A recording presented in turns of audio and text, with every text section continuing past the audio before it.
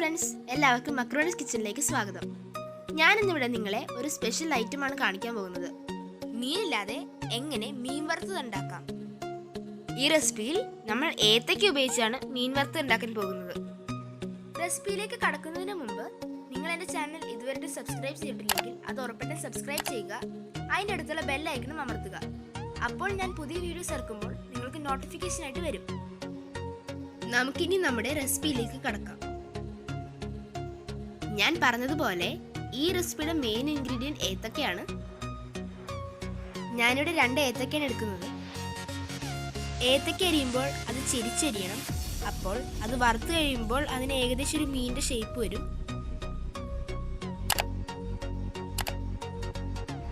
മുറിച്ചു വെച്ച ഏത്തക്കയിലേക്ക് ആവശ്യത്തിനുള്ള ഉപ്പും മഞ്ഞൾപ്പൊടിയും പുരട്ടി 10 മിനിറ്റത്തേക്ക് സ്റ്റീം ചെയ്യാൻ വെക്കാം.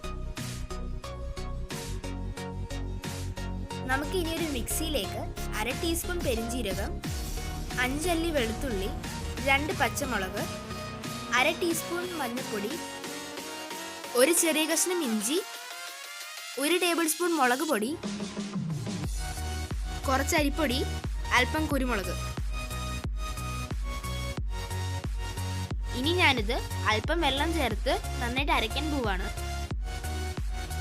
ഇതിപ്പം നല്ല പേസ്റ്റ് ആയിട്ടുണ്ട്. ഇനി വേവിച്ച് വെച്ച കായലേക്ക് ഇത് പുരട്ടി കൊടുക്കാം.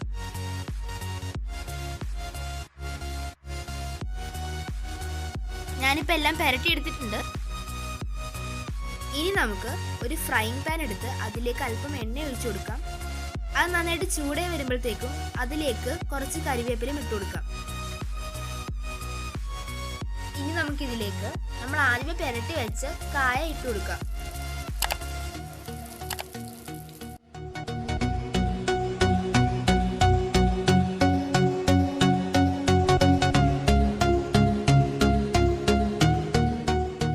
രണ്ട് വശവും നന്നായിട്ട് മൊരിഞ്ഞ് കഴിയുമ്പോൾ അത് കോരിയെടുക്കുക. നമ്മുടെ മീനില്ലാത്ത മീൻ ഫ്രൈ ഇവിടെ തയ്യാറായിട്ടുണ്ട്. നിങ്ങൾ ഈ റെസിപ്പി ഉറപ്പായിട്ട് വീട്ടിൽ ട്രൈ ചെയ്ത് നോക്കുക. നിങ്ങൾക്ക് ഈ വീഡിയോ ഇഷ്ടപ്പെട്ടാൽ ഇത് ലൈക്ക് ചെയ്യുക.